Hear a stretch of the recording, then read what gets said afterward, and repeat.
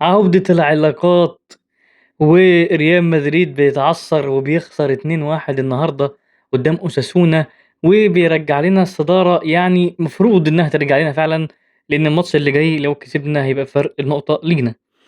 ريال مدريد النهارده بصراحة يعني فاجئني. أنا حاسس إن الدوري الأسباني عمل زي الفاشل والعبيط، أو يعني واحد أهبل والتاني متخلف شغالين يوقعوا في نقط، وده بيكسب على حس ده وده بيكسب على حس ده، وحاجة في منتهى يعني إيه العبط بصراحة يعني. فأنا حتى الحلقة اللي فاتت أنا قلت إن ريال مدريد هو اللي هياخد الدوري، وقلت كده خلاص هم طلعوا فوق وهيمسكوا وهيفضلوا قاعدين. بس الواضح كده إن الوضع مش أحسن حاجة، وأربلوا لسه عنده حاجات كتير عايزة تتضبط، يا إما هو هيتكل على الله وياخد بعضه ويمشي شكلها كده وأنا طلعت غلط، وهيجيبوا مدرب ابن ناس مكانه. النهارده حقيقي لعيبة ريال مدريد يعني حاجة غريبة، يعني كورتوا كان يعتبر من أسوأ أداءاته في الموسم. يعتبر بالنسبة لي فينيسيوس جونيور كويس، يعني بدأ إن هو إيه يبقى ثابت. الماتش اللي فات جاب جون والماتشات دي برضه ماشي جون. مبابي بقى له ماتشين غايب، في ماتش الدوري دوري أبطال أوروبا، والماتش ده ما تفهمش هو فين بيعمل إيه حكايته. فالفيردي تمام، في لعيبة تحس إنها جاية تهزر، يعني في لعيبة تحس إنها جاية تهزر تتهرج، في لعيبة تمام. فحاجة غريبة بصراحة. الماتش يعني بدأ بضربة جزاء في الشوط الأول لأوساسونا وسجلوها، وبعدها في الشوط التاني في آخر ربع ساعة فينيسيوس جونيور يجيب لك الجون وأسيست من فالفيردي. وفي الدقيقة 90 يا ريس، الفرقة الصغيرة في الدوري الأسباني السنة دي يا جدعان بتحب السسبنس، زي ضدنا احنا كده لما لعبنا برضو يحبوا السسبنس. يقول لك في آخر دقيقة يروح جايبين لك جون وهي روح موت بقى، هو يعني اتصرف بقى هيعمل ايه يعني. في الدقيقة 90 أوساسونا بتسجل الهدف وبتكسب المباراة، وبتفتح الطريق لبرشلونة بكرة إن هم يكسبوا ويبقى الفرق نقطة واحدة لبرشلونة. هتقولي طيب أنت شايف يعني الوضع الغريب. أنا كواحد أهو، أنتوا بتطلبوا مني يعني مثلا حد كان كاتب لي بيقول لي حلل فالنسيا وفالنسيا، وأنا بحس إن الحاجات اللي بقولها ممكن تبقى فيها حاجات صح. يعني أنا كنت حاسس خلاص بنسبة كبيرة إن ريال مدريد هو هياخد الدوري. قُلت خلاص يا باشا، هُم ما عندهمش حاجة يخسروها، وإحنا ادينا لهم الفرصة وضيّعنا زُربيح نقاط، فطبيعي هُم لمّا يمسكوا في الفرصة خلاص يعني مستحيل. بس اللي حصل كان مختلف عن كده تمامًا. اللي حصل إن هُم خسروا النهارده، وبكرة إحنا عندنا أمل نرجع تاني الأول، وشكلها كده هتبقى قُط وفار، يعني شكلها كده مش هتخلص على كده، شكلها برضه ممكن بكرة إحنا نخسر بقى، فاهم، عادي جدًا.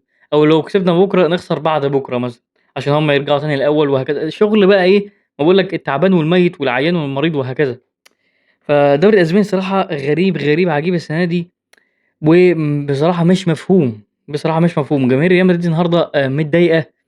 يعني كان عندك أمل إن أنت تعزّز الفوز وتعزّز النقاط، وإن أنت تبعد عن برشلونة، ولكن فشلت في كده. ما تفهمش بقى الفكرة في استهتار لعيبة، والّا أربيلو فعلًا إن هو ما عندوش فكر أصلًا وبيلعب بالبركة. يعني الناس بدأت تشُك في اللعيبة، يعني في جمهور كتير أوي حتى من بعد ما تشابي ألونسو كان ماشي وكده، قال لك إن المشكلة في اللعيبة، شايفين إن اللعيبة متخاذلة، في لعيبة شايفة نفسها في الفرقة.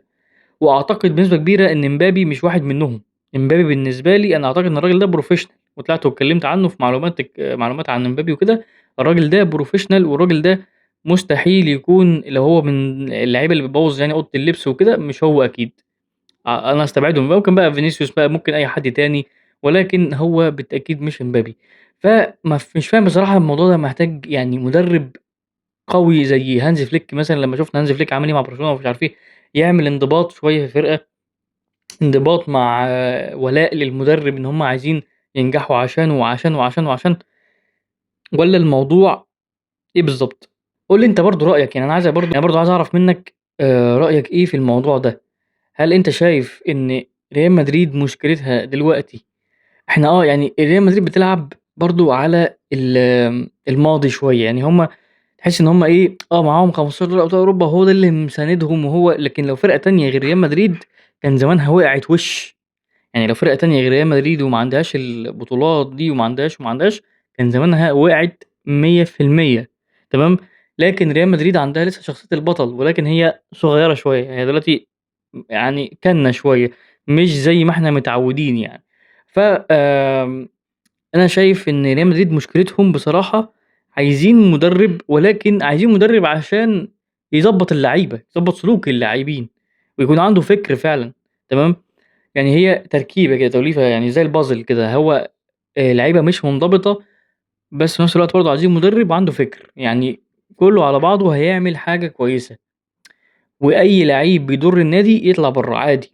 يعني شفنا مثلا هانزي فليك مع لما كان عارف ان نيمار جاي، قال لك انا مش عايزه باشا، ده لعيب هيضر المنظومه، هيضر اوضه اللبس. فانت لو في لعيب بيضر المنظومه وبيضر اوضه اللبس، خلاص بلاها احسن. ايه اللي يخليك تستحمل لعيب زي كده؟ وايه اللي يخليك مجبر على لعيب اصلا زي كده؟ بس فهي دي الفكره وهو ده الموضوع.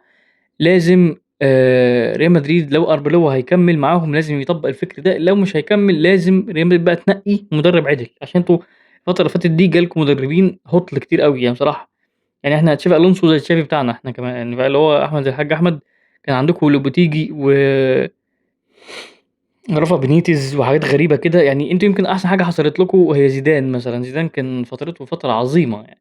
ومش كل لعيب ينفع يبقى مدرب، ومش كل مدرب ينفع يبقى لعيب، والكلام ده كله طبعا معروف يعني. بس هارد لك غريمي بصراحة. يعني أنا بكلمك بعقل، ولكن من جوايا أكيد مبسوط. أكيد فرحان فيك طبعا. ما أنت لو هتبقى فرحان فيا بكرة لو خسرت هتقول لي يا هبل المتخلف، طبيعي يعني، هتقول لي أنت ضيعت الفرصة من إيدك والكلام ده. فأنا دلوقتي مبسوط، مبسوط عشان بس أنا بليد يعني في الحالتين أنا فاشل. يعني أنا مبسوط فيك إن أنت خسرت، بس أنا فاشل وأنت فاشل. احنا الاتنين فاشلين السنة دي. فأنا يعني بلاش بقى أتكلم عن برشلونة عشان أنا برشلونة يعني تعباني. أنا حاسس إن أنا مشكلتي في الحياة إن إنيجو مارتينيز مشي. متخيل؟ لو كان موجود كان زماني، يعني كان زماني زي السنة اللي فاتت مثلا. السنة اللي فاتت كانت بالنسبة لي نعمة والله على اللي أنا فيه دلوقتي، وما كانش عاجبنا حالنا السنة اللي فاتت أصلا. ما بالك بقى بالسنة دي عاملين إزاي؟ فربنا يستر علينا، عشان أنا مش متفائل لا بريال مدريد ولا ببرشلونة في دوري أبطال أوروبا ولا في الدوري ولا في أي حاجة. أنا حاسس يا جدعان إن ناخد دوري أبطال أوروبا السنة دي بصراحة. هو أرسنال مثلًا، إيه تاني، مين تاني ممكن ينافس؟ بايرن بتنافس كويس. هو أول وتاني يعني يعتبر، هو حد منهم شكلها كده. برشلونة ممكن تعمل مفاجأة ممكن. ريال مدريد بالنسبة لي أبعد من برشلونة كمان. يعني ريال مدريد بالنسبة لي أي نعم فيها وفيها وفيها، بس أنا شايف إن هي أبعد. أنا هييجوا في حتة كده وإحنا ممكن فجأة صحوة التنين. أنا عارف فرقتي، أنا باقول لك أهو.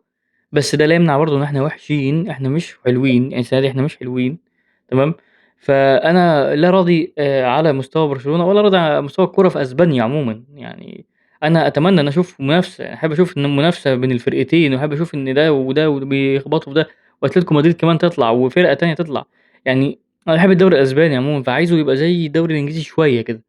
يعني حتى الفترة اللي كانت واقعة فيها الtop 6 من الدوري الإنجليزي كان الموضوع مقرف شوية، كان رخم.